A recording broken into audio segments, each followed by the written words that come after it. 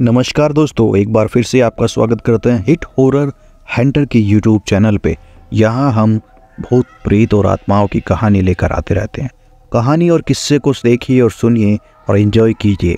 बढ़ते हैं आज के नए सफ़र पर। यह घटना सन 1958 में घटित हुई थी। उस समय में चिकित्सा सुविधा बहुत ही कमज़ोर हुआ करती थी। यूपी के मुजफ्फरनगर के रसूलपुर गांव में एक चौधरी गिरधर सिंह नाम का एक आदमी रहा करता था। उसे एक दिन 3 साल का बच्चा था, उसे चेचक हो गया और काफ़ी इलाज करने के बाद भी वो जिंदा नहीं बच सका। रात में उसकी मौत होने से सुबह उसके अंतिम संस्कार करने का निर्णय किया।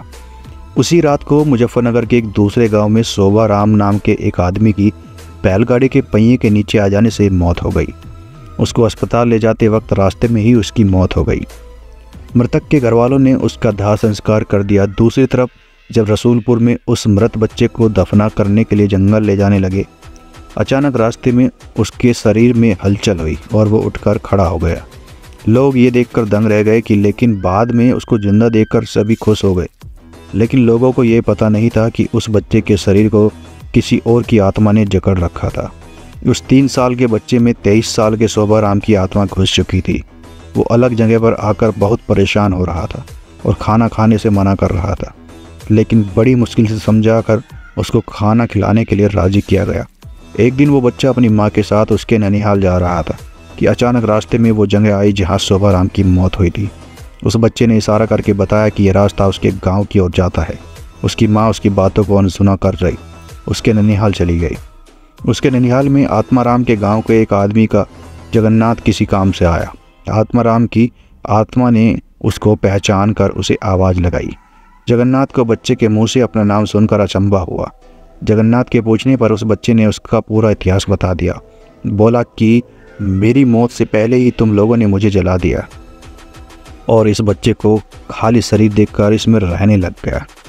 जब जगन्नाथ ने यह बात अपने गांव में बताई, उसके पूरे परिवार के आत्माराम से मिलने चल दिए।